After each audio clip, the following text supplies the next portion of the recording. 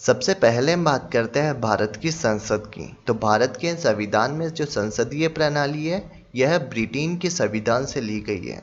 हमारी जो भारत की संसद है इसके 3 पार्ट हैं। एक तो है हमारे पास में लोकसभा, एक है राज्यसभा और एक है राष्ट्रपति। लोकसभा जो है यह निम्न सदन होता है, राज्यसभा होता है उच्च सदन, जबकि राष्ट्रपति यह संसद के सत्र को बुलाने का काम करता है। अब इनको याद कैसे रखें कि संसद कौन से आर्टिकल के अंदर है, लोकसभा कौन से आर्टिकल के अंदर है और राज्यसभा यह कौन से आर्टिकल के अंदर है। तो आपको पता है कि हमारा जो भारत है यह कैसा है, भारत की जो संसदीय प्रणाली है यह कैसी है, सरल है। तो इसी से हमारी ट्रिक बनेगी सरला, यानी स से मिलके बन जाएगा हमारा संसद, जो कि है आर्टिकल 79 के अंदर। र से मिलके बनता है हमारा राज्यसभा, जो कि है उच्च सदन और यह आर्टिकल 80 के अंदर है। नेक्स्ट है ला, और इससे मिलके बनेगा हमारा लोकसभा, जो कि आर्टिकल 81 के अंदर है। तो इनको याद रखना है 79, 80 और 81, यानी संसद तो है अनुच्छेद 79 के अंदर, राज्यसभा है आर्टिकल 80 के अंदर और लोकसभा यह है आर्टिकल 81 के अंदर। नेक्स्ट हम संसद के कुछ इंपॉर्टेंट टॉपिक इनको कवर करते हैं। सबसे पहले हम बात करते हैं आर्टिकल 84 की।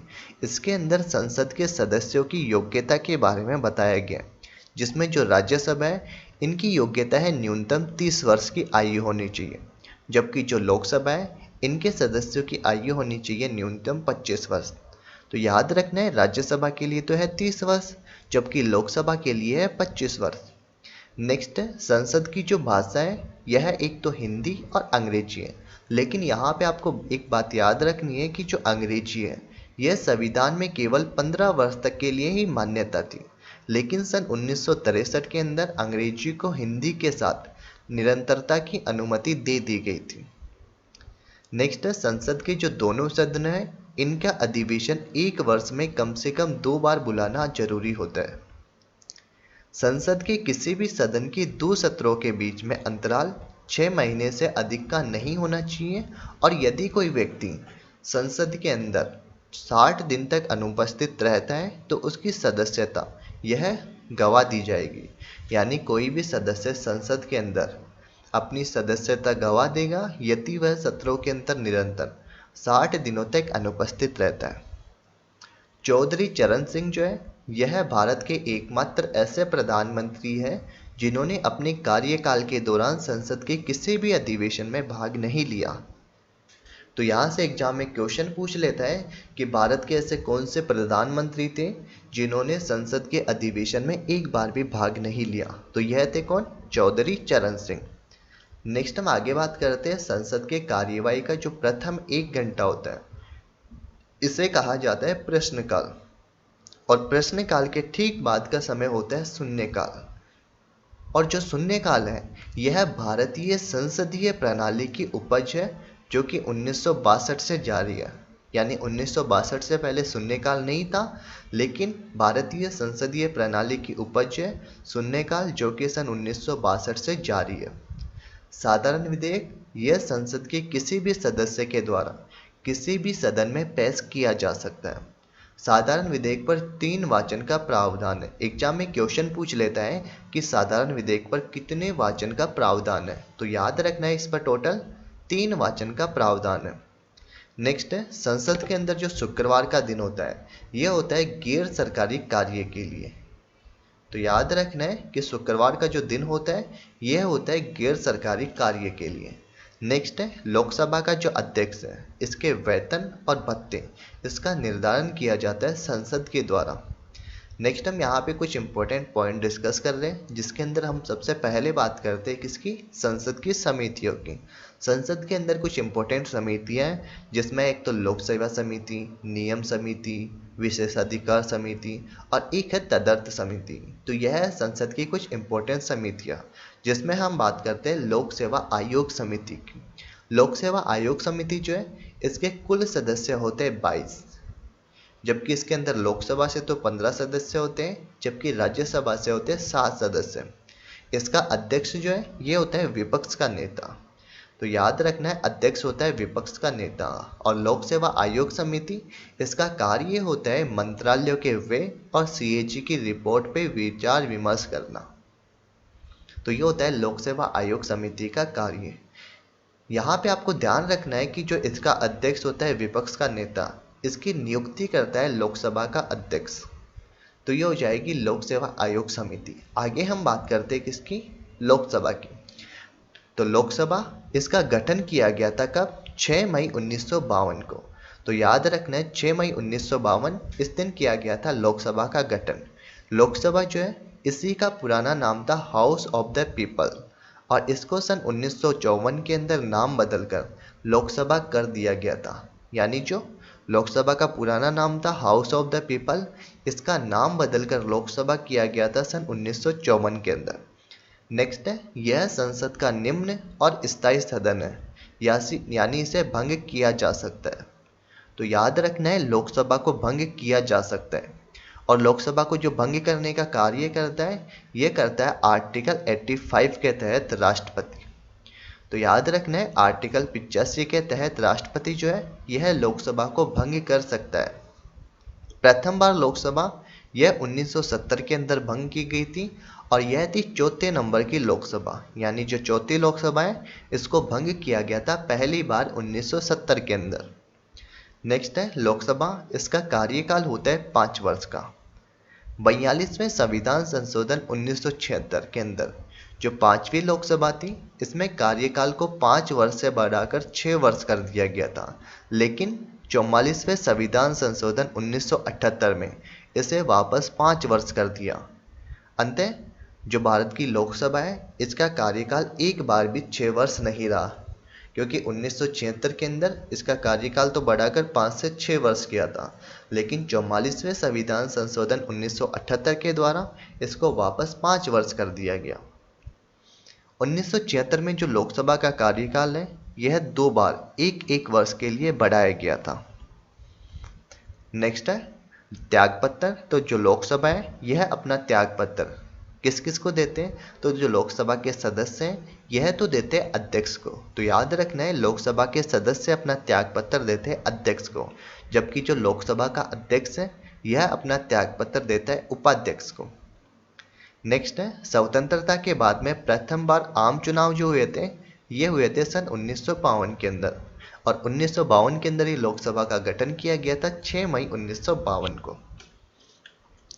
नेक्स्ट है यदि क्वेश्चन पूछे कि सबसे छोटा लोकसभा निर्वाचन क्षेत्र कौन सा है, तो ये हो जाएगा लक्षद्वीप। और यदि क्वेश्चन पूछे कि सबसे बड़ा लोकसभा निर्वाचन क्षेत्र कौन सा है, तो ये हो जाएगा लद्दाख। तो याद रखना है सबसे छोटा लोकसभा निर्वाचन क्षेत्र तो है लक्षद्वीप, जबकि सबसे बड़ा लोकसभा निर्वाचन क्षेत्र है लद्दाख। नेक्स्ट है लोकसभा का कोरम या फिर जो गणपूर्ति है, इसके लिए कुल सदस्यों का 1/10 भाग या फिर 55 सदस्य आवश्यक होते हैं।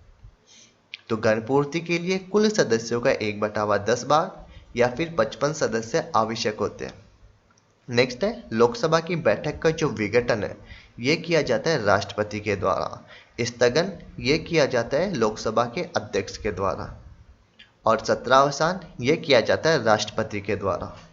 तो याद रखना है लोकसभा की बैठक का यदि विघटन करना हो तो राष्ट्रपति करेगा, स्थगन करना हो तो अध्यक्ष करेगा, जबकि सत्रावसान करना हो तो ये किया जाएगा राष्ट्रपति के द्वारा। नेक्स्ट है पहली लोकसभा, इसके अध्यक्ष थे जीवी मावलंकर। तो याद रखना है जीवी मावलंकर यह थे पहली लोकसभा के अध्यक्ष, और जो जीवी मावलंकर है इन्हीं को लोकसभा के पिता के रूप में जाना जाता है। तो एग्जाम में क्वेश्चन पूछ ले कि लोकसभा के पिता के रूप में किसे जाना जाता है, तो यह जाना जाता है जीवी मावलंकर को। यहीं पे यदि आपसे क्वेश्चन पूछ ले कि लोकसभा के पहले उपाध्यक्ष कौन थे, तो यह थे एम अनंतशयनम। तो जो एम अनंतशयनम है यह है पहली लोकसभा के उपाध्यक्ष। लोकसभा के अंदर प्रथम महिला अध्यक्ष यह है मीरा कुमार। वर्तमान के अंदर है 17वीं लोकसभा और इसके अध्यक्ष है ओम बिरला। नेक्स्ट है भारत की पहली महिला लोकसभा महासचिव, यह हो जाएगी स्नेहलता श्रीवास्तव। तो जो स्नेहलता श्रीवास्तव है यह है भारत की पहली महिला लोकसभा महासचिव। नेक्स्ट है आर्टिकल 330, इसी के तहत लोकसभा में एक तो SC और एक ST, इन दोनों के लिए सीटों का आरक्षण दिया गया है। तो याद रखना है आर्टिकल 330 के तहत एक तो लोकसभा में SC और ST इन दोनों के लिए सीटों का आरक्षण दिया गया।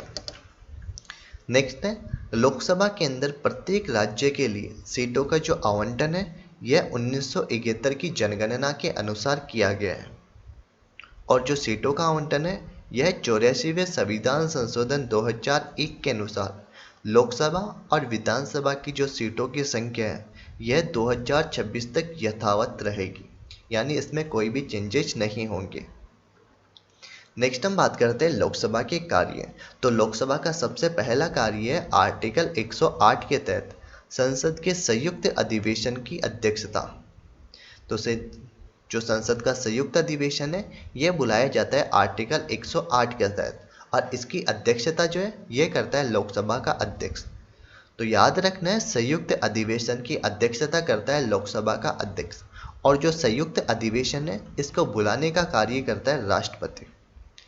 तो आर्टिकल 108 के तहत राष्ट्रपति यह संयुक्त अधिवेशन बुलाता है।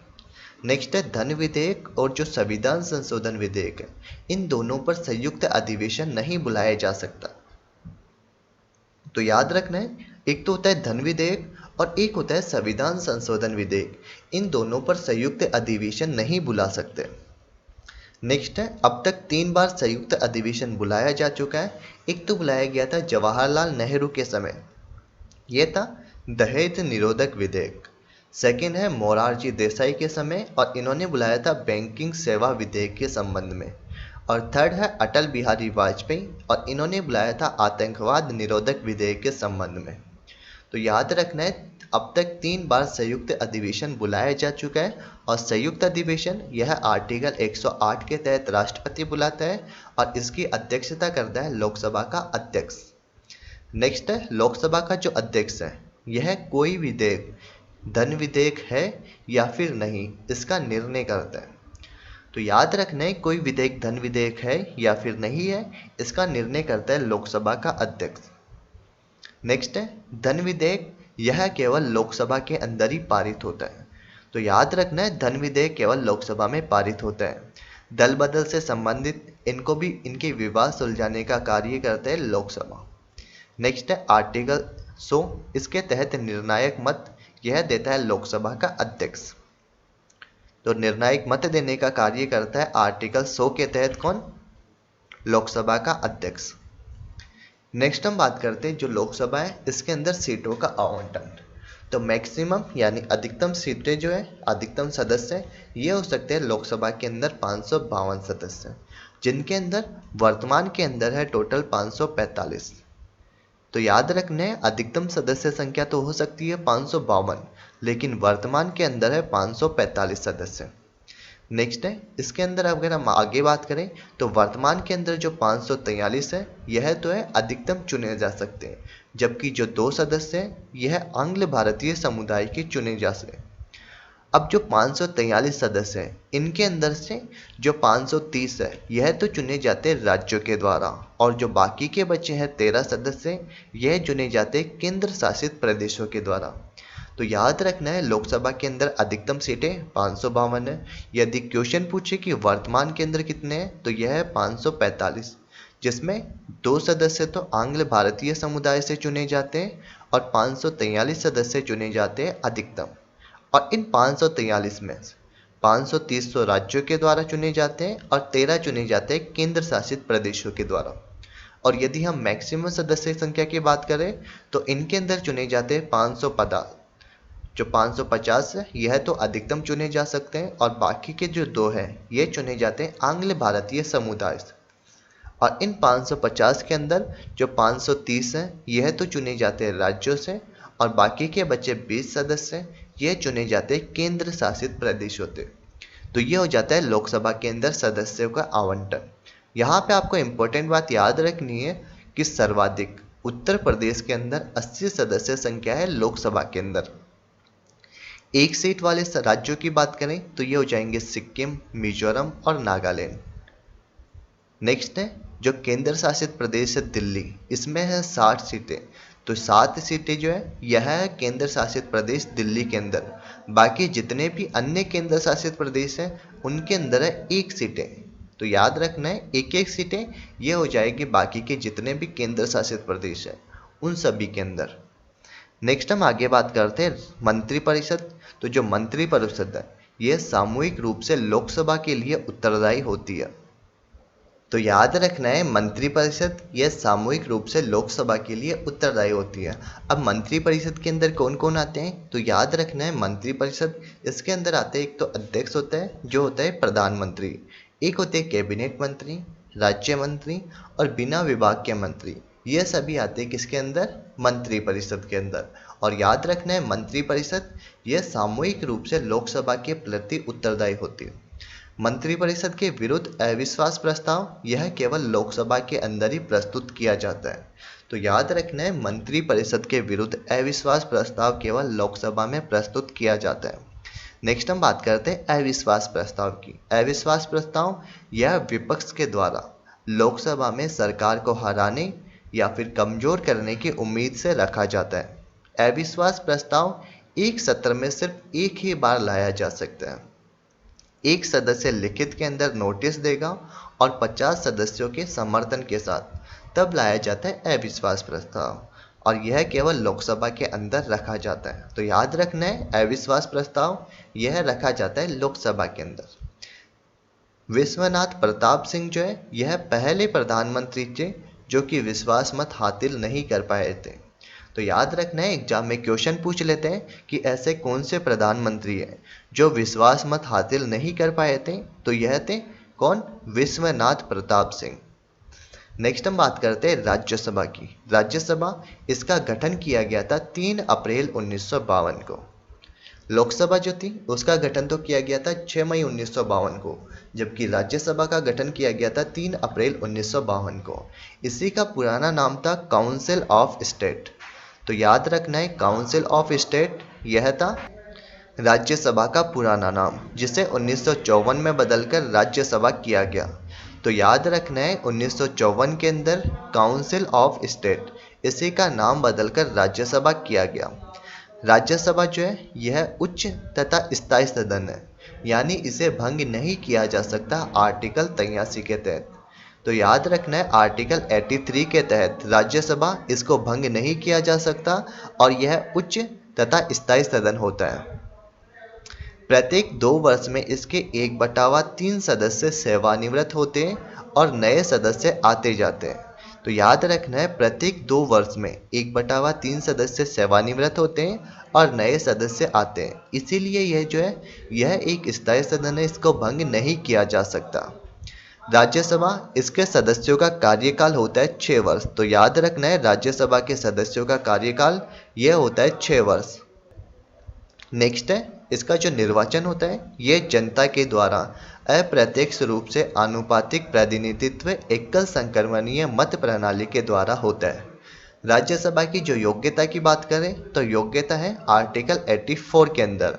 तो आर्टिकल 84 के अंदर राज्यसभा के सदस्यों की न्यूनतम आयु होती है 30 वर्ष, और यदि लोकसभा की बात करें तो लोकसभा की कितनी होती थी 25 वर्ष, जबकि राज्यसभा की होती है 30 वर्ष। त्यागपत्र, तो त्यागपत्र राज्यसभा के जो सदस्य हैं यह देते उपराष्ट्रपति को या फिर राज्यसभा के सभापति को, यानी जो राज्यसभा का सभापति है यही होता है उपराष्ट्रपति। तो राज्यसभा के सदस्य अपना त्यागपत्र देते उपराष्ट्रपति को। आर्टिकल 332 इसी के तहत अखिल भारतीय सेवाओं जैसे कि आईपीएस हो गया, आईएएस हो गया और आईएफएस, इनका सृजन और समापन यह राज्यसभा के द्वारा किया जाता है। तो याद रखना है किसके तहत, आर्टिकल 312 के तहत अखिल भारतीय सेवाएं जैसे आईपीएस, आईएएस, आईएफएस, इनका सृजन और समापन किया जाता है राज्यसभा के द्वारा। नेक्स्ट हम बात करते हैं लोक लेखा समिति, जो अपनी रिपोर्ट है यह संसद को प्रस्तुत करती है। प्राक्कलन समिति एकमात्र ऐसी समिति है जिसके अंदर राज्यसभा का कोई भी सदस्य नहीं होता। तो एग्जाम में क्वेश्चन पूछ लें कि ऐसी कौन सी समिति है जिसके अंदर राज्यसभा का कोई भी सदस्य नहीं होता, तो वह हो जाएगी कौन सी, प्राक्कलन समिति। राज्यसभा के प्रथम सभापति, तो प्रथम सभापति थे डॉक्टर सर्वपल्ली राधाकृष्ण। और यदि वर्तमान सभापति की बात करें तो ये हो जाएंगे वेंकैया नायडू। तो याद रखना है, वर्तमान में सभापति है वेंकैया नायडू, जबकि प्रथम सभापति थे डॉक्टर सर्वपल्ली राधाकृष्ण। यदि राज्यसभा के पहले उपसभापति की बात करें तो ये हो जाएंगे एस.वी. कृष्णमूर्ति राव। तो एस.वी. कृष्णमूर्ति राव जो है यह थे पहले उपसभापति। नेक्स्ट है पृथ्वीराज कपूर जो है यह सर्वप्रथम फिल्म अभिनेता थे जिसे राज्यसभा का सदस्य मनोनीत किया गया। तो एग्जाम में क्वेश्चन पूछ लें कि प्रथम फिल्म अभिनेता कौन थे जिनको राज्यसभा का सदस्य मनोनीत किया, तो यह थे पृथ्वीराज कपूर। और यदि यहीं पे क्वेश्चन पूछ लें कि प्रथम फिल्म अभिनेत्री कौन थी, तो यह थी नरगिस दत्त। तो नरगिस दत्त यह तो थी प्रथम फिल्म अभिनेत्री जिसे राज्यसभा का सदस्य मनोनीत किया गया। नेक्स्ट है राज्यसभा की जो पहली महिला महासचिव है यह थी रमा देवी। तो रमा देवी यह थी राज्यसभा की पहली महिला महासचिव। राज्यसभा के सदस्य जो प्रधानमंत्री बने यह थे इंदिरा गांधी, एच.डी. देवगौड़ा, आई.के. गुजराल और डॉक्टर मनमोहन सिंह। तो यह थे राज्यसभा के सदस्य जो बाद में प्रधानमंत्री बने, यह थे इंदिरा गांधी, एच.डी. देवगौड़ा, आई.के. गुजराल और डॉक्टर मनमोहन सिंह। धन विधेयक, इसको राज्यसभा 14 दिन तक रोक सकती है, जबकि जो साधारण विधेयक है इसको 6 महीने तक रोक सकती है।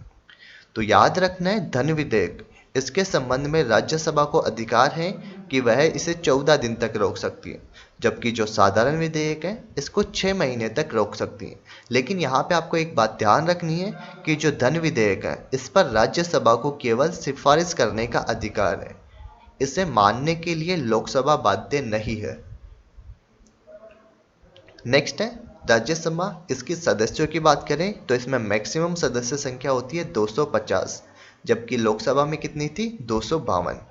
वर्तमान की बात करें तो वर्तमान में हो जाएगी इसमें 245 सदस्य हैं वर्तमान के अंदर है। और इनके अंदर 12 सदस्य जो है यह तो चुने जाते हैं राष्ट्रपति के द्वारा, और राष्ट्रपति इनको चुनता है कला के क्षेत्र से, विज्ञान, साहित्य और समाज सेवा के क्षेत्र से चुनता है। और बाकी के जो बचे हैं जो 233 सदस्य हैं यह अधिकतम चुने जा सकते हैं।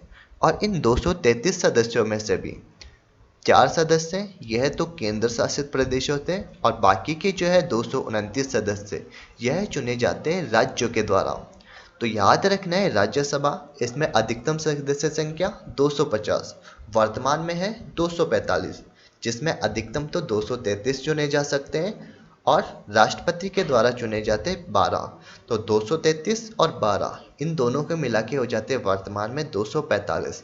और यदि अधिकतम सदस्यों की बात करें जिसमें 229 यह तो राज्यों से चुने जाते हैं और 4 सदस्य चुने जाते हैं कहाँ से, केंद्र शासित प्रदेशों से।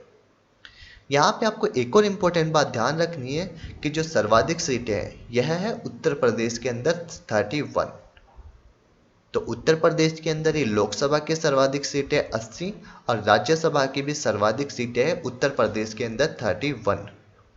2 केंद्र शासित प्रदेश है जो राज्यसभा के अंदर शामिल है, एक तो है दिल्ली और एक है पुदुचेरी।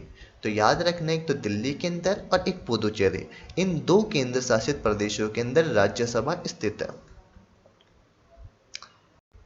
लास्ट हम बात करते हैं धन विधेयक और साधारण विधेयक के बारे में। धन विधेयक जो है इसको सर्वप्रथम लोकसभा के अंदर पेश किया जाता है, जबकि जो सामान्य विधेयक है इसको संसद के किसी भी सदन के अंदर पेश किया जा सकता है। धन विधेयक को प्रस्तुत करने से पूर्व राष्ट्रपति की अनुमति की आवश्यकता होती है, जबकि जो सामान्य विधेयक है इसमें राष्ट्रपति की पूर्व अनुमति की आवश्यकता नहीं होती है। धन विधेयक इसको राष्ट्रपति पुनर्विचार के लिए वापस नहीं कर सकता है, जबकि जो सामान्य विधेयक है इसको राष्ट्रपति एक बार के लिए पुनर्विचार के लिए वापस कर सकता है। धन विधेयक यह केवल सरकार के द्वारा प्रस्तावित किया जाता है, जबकि जो सामान्य विधेयक है इसका प्रस्ताव संसद के किसी भी सदन के द्वारा किसी भी सदस्य के द्वारा लगाया जा सकता है। धन विधेयक इसको राज्यसभा में केवल 14 दिन तक रोका जा सकता है और 14 दिन के बाद में राज्यसभा के द्वारा इसको पारित समझा जाता है, जबकि जो सामान्य विधेयक है इसको राज्यसभा साधारण विधेयक को 6 महीने तक रोक सकती है।